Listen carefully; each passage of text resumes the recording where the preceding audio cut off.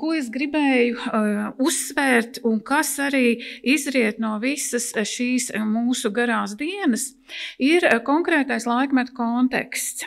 Proti šis modernais laikmets vai modernitāte, kas arī savā veidā pie mums tieši arī sākās ar šīm jaunā tipa kapsētām, kas ir arī Cēsu pils kapsēta, par ko arī mēs runājam.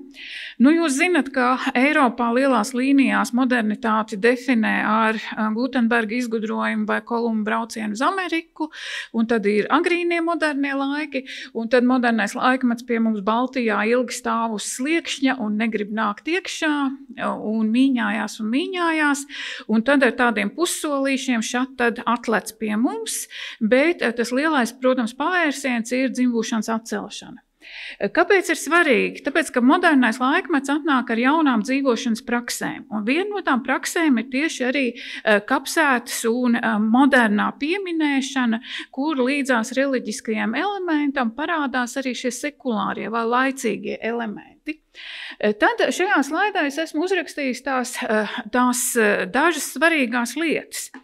Pirmā no tām ir sanitāri higiēniskās normas, par ko jau mēs runājam, jo tā laika sabiedrība jau ir tik gudra tapusi, ka saprot, ka jādzīvo ir prātīgāk un jāsargā sevi no slimībām. Tātad mēri Vidzeme ir pārdzīvojusi un sāk arī saprātīgāk organizēt pilsētas, kas arī saistās arī tieši ar kapsētām. Tad sākās migrācija. Jūs redzat arī šīs dienas sarunās. Migrācijas tēma dzimis vienā vietā, apglabāts citā vietā. Kā cilvēks pārvietojās? Migrācija saistīta ar pilsētām. Pilsētas kļūst aizvien lielākas, un, protams, kad ir skaidrs, ka baznīcās visus kaulus dabūt tā vai citādi iekšā vairāk nevarēs. Tad top jaunas kopienas. Šeit, kā vienmēr no teorētiķiem, es pieminu Benediktu Andersonu, kurš tagad arī ir iztulkots latviešu valodā, saucās izdomātās kopienas, bet labāk ir lietot vārdu iztēlotās kopienas, jo te ir arī runa par nācijas tapšanu, jo nācijas jau vispirmām kārtām top cilvēku galvās, sajūtās un pēc tam tikai top realitātē. Mēs iztēlojamies šīs noteiktās piederības, un tas arī saistās ar vienu lietu, ko es neesmu uzrakstījusi, bet kas man ir ļoti jāpasaka. Tas nozīmē, proti modernais laikmets pieprasa jaunas identitātes. Un šīs jaunās identitātes ir nacionālās identitātes, jo cilvēks grib kaut kam piederēt, un viņam ir jāizdomā, kam man piederēt, jo, ja cilvēks kaut kam pieder, viņš pasaulē jūtās drošāk. Nu, mēs gribam būt vajadzīgi, mēs gribam kaut kam piederēt. Un nācija ir viena no tām lietām, kam cilvēks sāk piederēt 19. gadsimtā Eiropā un arī pie mums. Un proti, jaunlatviešu šis projekts ir piedāvāt mums latviešu nacionālo identitāti. Mēs zinām, ir citas identitātes, bet es tagad par šo lielāko gabalu. Jo, proti, līdz dzimbūšanas atcelšanai cilvēks piederēja muižai. Viņš piederēja konkrētam muižniekam, bet tagad šis cilvēciņš ir palaists pasaulē, un viņam ir arī vajadzīgs saites, kam piederēt. Cēsīs ir vieglāk, var piederēt Cēsu pilsētai, bet ja esi pazaudējis savu muižnieku, tu esi likuma un Dieva priekšā pats par sevi atbildīgs. Muižnieks vairāk tur nav starpnieks. Nu, un tad nāk jaunlatvieši, kas piedāvā tobrīd Eiropā moderno nācijas nacionālās identitātes principu un principā savāc gandrīz visus bijušos zemniekus, kas kļūst par latviešiem. Nu, tā bišķīte, kas bija jau pilsētā, tie tad kļūst par vācbaltiešiem un iegūst citu identitāti, vai arī, kā stāstīja Ilja Ļenskis, daži pieņēma kristietību, ebreju un atkal kļuva par kaut ko citu. Vēstījums ir par to, ka arī šīs identitātes ir izvēlētas, viņas ir paškonstruētas, ko mēs attiecīgi sev pieņemam. Un redzat arī kapsētas. Kapsētas ir varbūt arī šis pirmais identitātes triumfs, jo katrs grib savu vārdiņu. Tagad šie vārdiņi tiek meklēti, bet tobrīd kapsētā šo individuālo identitāti, kas ir 19. gadsimta šis lielais emancipācijas vai līdztiesiskošanās process, kad sāk sajirt kārtu sistēma, katrs cilvēks grib savu vārdu vai pāri palikušie radi, grib šo cilvēku vārdu marmorā, granītā, uz čuguna Un tagad mēs cīnāmies pār šo identitāšu atgūšanu pilsētai atpakaļ un vārdu salikšanu. Savulaik man ļoti aizskāra viens tāds teikums, ko es lasīju vēstures literatūrā, ka pirmo reizi militārajās kapsētās katra karavīra vārds tika gravēts uz plāksnēm, bija Franču prūšu karš, tātad 1870. gads. Līdz tam esot gravēti tikai virsnieki. Bet paskatāmies, Pirmais pasaules karš nāk ar izteiktu individualizāciju. Katram kritušajam ir vārds, savs krusts vai arī savu kapu kopiņu. Ja? Tātad tā ir tā 19. gadsimta vai modernā laikmeta jaunā mentalitāte, kā gribam šīs savas individuālās identitātes tā vai citādi iemūžināt. Un tad nāk tas vēl viens bloks, kas saistās ar tādu arī vēsturnieku jau vecu, senu, kurš savulaik akadēmiskajās aprindās izraisīja tādu milzīgu pārsteigumu, kurš pateica to, ka tradīcijas un svētki ir izgudroti, ka modernais laikmets atnāca ar jaunu tradīciju un svētku izgudrošanu. Tā jau arī ir. Līdz tam bija cita sabiedrības struktūra, citas identitātes, tagad ir šis jaunais laiks un vajadzīgi jaunie svētki. Ja es uzprasītu, kādi mums ir vispopulārākie 19. gadsimtā izgudrotie svētki, jūs sakat? Lūdzu? Dziesmu svētki, pēc tam kapu svētki, un arī par tas, kas tradīcijas tiek izgudrotas un nomirušas, piemēram, stāsta arī šis Kurzemes piemērs, jo Kurzemē tāda dziesmu svētku alternatīva bija brīvlaišanas svētki, ka katru gadu vasarā, augustā, Kurzemē, pārsvarā Jelgavā bija kaut kāds līdzīgs kultūras pasākums, sanākšanas pasākums, kad svinēja brīvlaišanas dienu vai brīvības svētku. Bet šie svētki izbeidzās. Vai tagad kāds pie mums svin brīvlaišanu? Sava laika lielāko vēsturisko notikumu, lielāko sociālo reformu, gan Vidzemē vai Kurzemē, kad cilvēks iegūst šo patstāvīgā cilvēka statusu. Tātad svētki tiek izgudroti, svētki tiek atmesti, svētki tiek aizmirsti. Un visā šajā kontekstā ir arī šīs pieminēšanas. Jā, un tātad par kapu svētkiem, kas ir šī viena mana tēma, jo Vidzemē pieder tas gods būt šīs unikālās svētku tradīcijas izgudrotājiem. Un jūs redzat, tātad jau daudzkārt minētie šie ukazi par jaunu tipu kapsētām. Tad arī skatoties, kā tas ir viss radies, sanāk īstenībā ļoti vienkārši. Bija kapsēts jāierīko, jāiesvēta, un pēc tam sākās kapsētu jubilejas svinēšana. Arī mēs domājam, diezgan dīvaini, kapiem 10 gadi, un tas ir jānosvin. Ir 20 gadi, ir atkal jānosvin, bet 30 gadus jau vairs aizmirst, un tad tas jau ir iegājis tādā kā rutīnā. Jo par tradīciju kļūst dievkalpojumi kapsētās vasarā, jo arī baznīcai ir jācīnās par cilvēku dvēselēm, lai tie cilvēki vasarās nāk uz baznīcu, un baznīca nemitīgi piedāvā cilvēkiem ne tikai dievkalpojumus, bet arī visādi izklaides vai pārsteigumus, bērnu svētkus, bībeles svētkus, misionis svētkus, dievkalpojumus kapos, no kā tad arī beigās sanāk kapu svētki un pakāpeniski tātad iesakņojās aizvien vairāk. Sekojot, kā arī interesanti saka, tie vārdiņi saka, ja, tātad kapsētu svētki, tas, kas saistās vairāk ar to jubileju, bet tie vārdi saplūst. Jo arī sarunu valodā mēs visi pasakām ātrāk, izteiksmīgāk un vienkāršāk, un beigās rodās šis sava veida absurdais salikums, ar kuru, piemēram, ārzemju kolēģis var pārsteigt vienmēr un teikt, ka mums ir Simetrija festivāls, un tad brīnās, kas tas jums pa vājprātu, un mums tādu nav, mums ir tikai tās svecītes. Tur tad rudenī, ko jūs tur vasarā festivālojat pa kapiem, Bet jūs redzat, sanāk, jā, tas absurds, jā, salikt divas tādas pretējas, vienu ar pozitīvu vēstījumu un otru tā kā, no kapiem mēs arī vienmēr tā kā maķinīgi baidamies kopā, jā, un sanāk kaut kas absolūti oriģināls un interesants. Nu, un šeit ir piemērs avīžē, jā, apsērt svētīgi.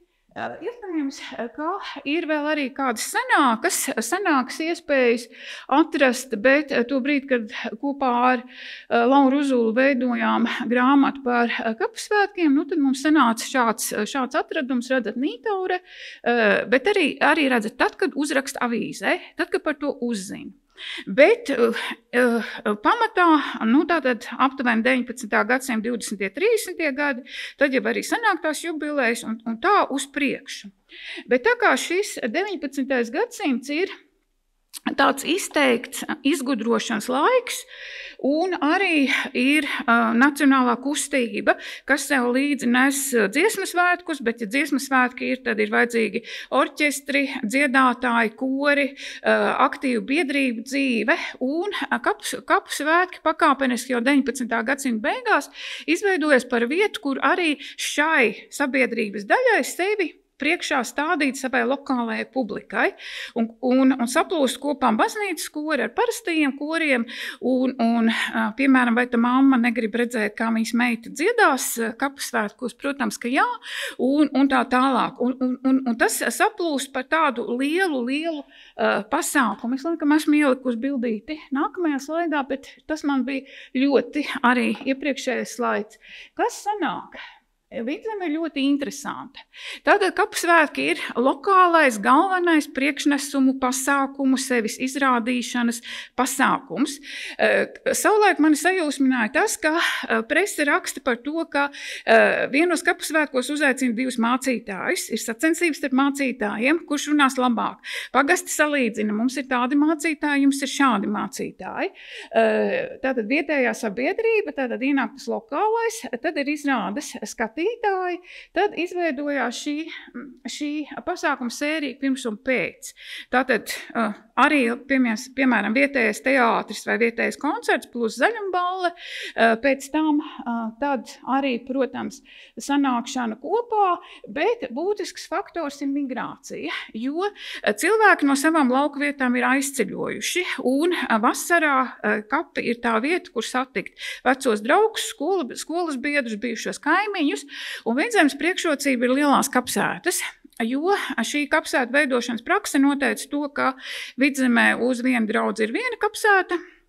Tas nozīmē, ka kapsēta ir liela un cilvēki nāk no plašākas apkārtnes un netik bieži var aiziet uz kapiem, ja manas mājas ir 10-15 km no kapiem, bet savukārt Kurzemes guberņā viena kapsēta ir apmēram uz 10 mājām. Un tāpēc tā, kas ir vecā Kurzemes guberņa, viņi ir nosēti ar maziem kapiņiem, bet kurš tad tur ies? Tur neko daudz nevar satikt, vai ne? Un tur arī attiecīgi šiem priekšnesumiem nav auditorijas, un arī Kurzeme ilgstoši uz Vidzemi skatās skaudīgi, ka Vidzemē ir kapusvētki un Kurzemē nav, un 20. gadsimta sākumā arī Kurzeme sāk rīkot savus kapusvētkus. Latgalē no sākuma Latgales luterāņu draudzes, bet pēc tam 20. 30. gados arī katoļu draudzes, un savukārt vēl Kārlis Ulmans ļoti labi redz, ka kapusvētki ir labs veids, kā Latgali dziļāk integrēt Latvijas tradīcijās un veicina arī kapusvētku stūru. Nu, un, protams, lokālā identitāte, jo ir labāki, skaistāki kapusvētki, jo mēs paši arī esam savā identitātē labāki. Te es esmu ielikusi mācītāja Andrija Niedres karikatūru, vienu no paskartēm, jo arī Andrijs Niedre izpelnījās tieši šo slavu plašākā apkaimē ar to, kā viņš bija lielisks kapusvētku runātājs, un tad arī citi centās viņu uzaicināt, jo mūsu kapusvētkiem ir lielāka vērtība, jo tur būs mācītājs, kas prot labi, skaisti runāt. Bet redzat kopumā, kas tad sanāk? Sanāk tā, ka kapusvētki ir izteikts hibrīds, kurā saliekās kopā reliģijas, kultūras un sabiedriskie pasākumi. Vai arī mēs varētu teikt modernā kapsēta kā meditācijas dārzs, jo Vidzemes kapsētas tika veidots pēc šī dārza principa. Un tas nozīmē, ka dārza var veidot ar ļoti lielu aizrautību, tur ir zaļā vide, un tur vēl ienāk iekšā pagāniskā tradīcija, jo kristietība latviešu zemnieku prātos iesakņojās ļoti vēlu, bija tas paradums vēl skatīties uz saviem vecajiem ozoliem un akmeņiem, bet kapos ir kaut kas līdzīgs. Un turklāt nāk tas modernais, kā labās saimnieces nopērk dažādus ziedu un augu stādus pilsētā un var dublēt savu mājas skaisto puķu dārzu pagalmā un arī sacensties ar citiem kaimiņiem un rezultātā pārvērst kapsētas par ļoti skaistu vietu. Tātad, redzat, modernā kapsēta, pagāniskā tradīcija, modernais dievkalpojums, tas ir dievkalpojums, kas ir elastīgs, kas var arī iziet ārpus baznīcas, un plus šī modernā sabiedriskā dzīve ar koriem, orķestriem, zaļumballēm, alu, pīrāgiem un citiem gardumiem, un arī to kopējo komunikāciju. Tad es gribēju pateikt to, kā ir šie divu tipu kapusvētki, bet kapusvētki ir jāuztver kā publiskā telpa. Bet mēs visi zinām, ka 20. gadsimts iezīmē ļoti daudz krīzes situācijas, un tas nozīmē, ka visās šajās krīzes situācijās kapsētas kalpo kā tāda labāka, mēs gribētu teikt, brīvāka publiskā telpa. Piemēram, pēc 1905. gada, tātad ir šis carismu spiediens, bet īsti tiem žandarmiem arī uz kapiem tā kā negribās iet, tā kā bišku bail, tad tā kā izsprūk no tās kontrolas. Un tad kari, represijas ir arī kaut kas maķenīt līdzīgs, līgts padomu vara nospriež, ka kapsētas pievāksim sev un tur nekas vairāk brīvs nenotiksies. Un arī šajā visā laika posmā kapsētas kalpo kā tāds dvēseļu revīzijas vietas, kur cilvēki gadā satiekās un uzzina, kas no mūsējiem, tātad no mūsu lokālajiem ir nošauts, kas ir represēts, kas ir aizmucis. Tāda ir lokālo kopienu dzīve. Un tad ir vieta rutīna, tad, kad ir miera laiki, puslīdz miera laiki, tad tā ir disciplīna, kapi ir jāsakopj, ir dievkalpojums un priekšnesumi, kad ir arī jāmāk uzvesties, un ir attiecīgi šī satikšanās vairākās dimensijās ar pagātni un arī ar tagadni. Protams, ļoti svarīgā izrādīšanās kultūra, kas arī, protams, sadara ar identitāti, jo izrādīšanās nav jāuztver tikai negatīvi, jo arī visā šajās krīzes situācijās izrādīšanās nozīmē izrādīt savu spēku, savu varēšanu, savu prasmi tikt galā ar zaudējumiem. Tad vēl redzat, tie sākumi, tas skaistums. Jānis Rozentāls ar šo gleznes pirmo nosaukumu Miroņu svētki. Viņš ļoti daudz arī uzturējās Vidzemē, kā jūs zinat. Te ir kā tādi paraudziņi. Tā ir principā sēlija. Redzat, maza kapsētiņa. Vispār tajā mūsu projektā sanāca tā, ka diezgan grūti ir atrast kapusvētku bildes. Pamatā cilvēki bildējās vieni paši bez fona, bet mūs interesē tas fons, un šī ir viena no tādām skaistākajām bildītēm. Gads ir vēls, bet kas parāda tādu skatu no aizmuguras, tad tipiskās bildes, bet jūs redzat, tā ir atkal Latgale. Paskat, tātad alus. Man vecā māte arī brūvēja alus kapu svētkiem, ja kas, tad ir vēl teiksim, mēs izrādīšanās, 58. gads, zirgs un automašīna, jā, tātad labākajā veidā maršēt uz svētkiem. Bet, ja mēs runājam par padomju, tad šis ir tā saucamais tradīcijas sajaukums, jo ateisma kampaņas ietvaros, kā jūs zinat, kapu svētkus izveido šos civilos kapu svētkus paralēli baznīcas kapu svētkiem. Un te man ir salikta statistika arī, jo padomu laikā tātad tobrīd bija svarīgi pierādīt, kā šī padomju jaunā tradīcija strādā. Ļoti izteikti darbojās dažādas šīs padomju ideoloģiskās un kultūras institūcijas, kurām bija stingri šis pasākums jāievieš. Ir šīs metodikas, ir paraugs scenāriji, ir programmas, kas jārunā, jāspēlē, jādzied. Bet kopumā sekmīgi strādāja. Arī pat šāda padomju veiktā socioloģiskā aptauja saka to, ka 76,3% kapu svētku patīk. Tie jaunie. Protams, ka mēs padomju statistikai īsti neusticamies, bet tāda skaļi ir. Bet kas sanāk, un kas man šobrīd arī traucē, ir tas, ka sajūg visu terminoloģiju. Jo padomju periodā kapu svētkus nosauc par mirušo piemiņas dienu. Tātad tā, ko mēs, jūs redzat, svinam tagad, nākamnedēļ. Tad vēl svecīšu vakars parādījās. Arī grūti saprast, kur te ir tā līnija starp padomu svecīšu vakariem, kas arī ietilpst padomu metodikās un mūsdienu. Un beigās arī tagad, gatavojoties šajā konferencē, skatījos dažādos katalogos šos atslēgas vārdus, bet joprojām Nacionālā biblioteka daudzus materiālus par kapu svētkiem kvalificē kā mirušo piemiņas dienu. Līdz ar to ir tāds sava veida, tāds zināms terminoloģiskais sajukums, kas tad beigās, kuri šie pasākumi attiecīgi ir.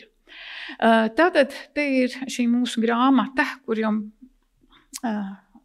ir redzēta, bet šeit es gribēju uzsvērt, ka strādājot universitāšu tādā zinātnes sistēmā, mēs strādājam pēc projekta principa, projekts izbeidzās.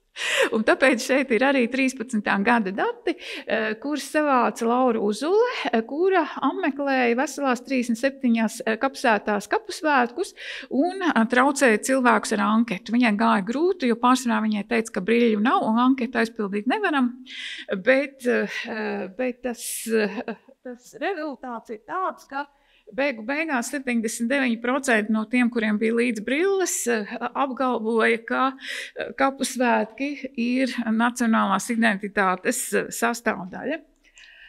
Šeit es esmu salikusi vienkārši attēlus krāsēnumam no tā, kas mums bija mūsu projekta ietvaros savākts un ko arī mūsu studenti palīdzēja un atnesa. Bet par cēsīm. Vispār ar cēsīm ir slikti. Jo izmeklējot katalogus un vairākas dienas pavadot kopā ar Periodika LV un vienu dienu Nacionālajā bibliotekā, neko daudz par cēsīm nevar atrast. Ja? Un tāpēc es esmu uzlikusi šeit kā teorētisko ietvaru publiskās vai mediju dienas kārtības teoriju, sakot to, kas veido mums tādu vērtību, publisko vērtību sistēmu un kādā veidā tad tā vai cita vieta vai pasākums nonāk uzmanības centrā. Un ir tā, ka cēsīs ir tik daudz pasākumu, cēsīm ir tik bagāta vēsture, ka kapsētām ar to konkurēt ir ārkārtīgi grūti. Ir uzvars, atvainojiet, ir brīvības piemineklis, ir Cēsu studentu rota, ir pils, tagad vēl ir festivāls Lampa. Atsakot, kapu svētkiem ir grūti kaut kur, kapu svētkiem un kapiem kā tādiem ir grūti kaut kur ielausties visā šajā apritē. Tad bija viens vakars mājās, tātad jūs varat iztēloties vakaru, parastu Rīgas dzīvokli. Es esmu cilvēks, kas ar Vidzemi ir uz jūs un ar cēsīm vēl vairāk uz jūs. Es te faktiski pat neesmu normāli nekad bijusi. aiziešu pensijā, tad atbraukšu, un tad es domāju, kur lai es dabūnu informāciju par Cēsu kapiem. Ar Google palīdzību man pirmais izmet meža kapus, un pēc tam man izmet visādas versijas, kā es varu iegūt ampedīšanas pakalpojumus Cēsīs, bet tā gluži nav mana šī mirkļa interese, jo man ir vajadzīgs šis vēsturiskais materiāls. Tad arī apskatot māju apkārt un skatoties, kur man ir turisma ceļveži, tad beigās es atradu sev tādu labu avotu, kas ir vecā enciklopēdija par Latvijas pilsētām, kuru ir izdevis preses nams, un tur ir tāds ceļvedis pa pilsētu. Un tur tad beidzot es šīs kapsētas atradu. Un te es arī esmu visu izrakstījusi, kāds būtu maršruts, turismu maršruts pa kapsētām. Bet tieši arī, tā kā saka enciklopēdija, bet enciklopēdija ļoti labi arī saka no šī vietu sociālā kapitāla teorijas. Lai vieta būtu interesanta, tajā kaut kam specifiskam ir jābūt. Un arī šī vecā enciklopēdija uzsver divas lietas. Tātad ievērojams personas un teiksim, personu grupas. Šeit, piemēram, Bārzēnas kapi Pirmā pasaules kara laikā mirušie Kurzemes un Zemgales bēgļi. Un vēl viena lieta ir pieminekļi. Un tā arī, piemēram, šodien jau sanāca, tātad visas personas, kas ir ievērojams ar vārdiem, pārtop arī par Cēsu pilsētas kapsētas sociālo kapitālu, ar kur palīdzību var piesaistīt cilvēkus un arī varbūt likt viņiem doties šādā turisma maršrutā pa pilsētas kapiem. Nu, tas ir vienkārši nākotnē. Tas ir tāds mans piedāvājums, ko darīt ar kapiem, izveidot krāsainus ceļvežus, uzmākties ar informāciju, izveidot muzejā speciālu turismu maršrutu, ejiet tur un tur, redzēsiet to un to, būsiet laimīgi, tāpēc, ka redzējāt to, un jūs varat nofotografēties pie tā, un to atkal ielikt savos kontos, un visi jūs apskaudīs. Un tad, jā, izrādīšanās, jā, bet tas jau ir tas, kad, jāpieliek būs pie tā Holandera pieminekļa pāris krāsainie baloni, un tad fotografēšanās sesija strādās izteiksmīgāk. Un arī tad skatoties uz presi, tad jūs redzat, es esmu uzrakstījis to savu secinājumu, kur jau es pateicu, principā grūti iekļūt. Arī Cēsu druva, tātad tas ir šī gadsimta druva, par kapsvētkiem neraksta katru gadu, bet šad tad raksta. Ir Sarmīta Feldmane, kas ir šīs tēmas speciāliste. Cēsīs, jo pārsvarā par šo tēmu raksta viņa. Izskatās tā, reizums parādās informācija pirmajā lapā, reizums otrā vai trešā lapā, ziņu svarīgumu nosaka arī tas, kur šī ziņa ir ievietota. Protams, ka svarīga daļa ir pēdējā lapa, jo tur ir arī sēru sludinājumi, kas ir tomēr lasām literatūra daudziem mēdīju lietotājiem, bet arī jāsaka tā, ka pēdējos gados šī informācija pazūd no drukātās preses un ir pārcēlusies uz internetu mēdījiem, druva ir sarukusi, lapušu ziņā, teikšu, ka jums jāstrādā daudz un skaļi, lai šie pasākumi un kapi un pasākumi kapos kļūt par kārtīgu Cēsu identitātes sastāvdaļu. Tad vēl man ir literatūra un paldies!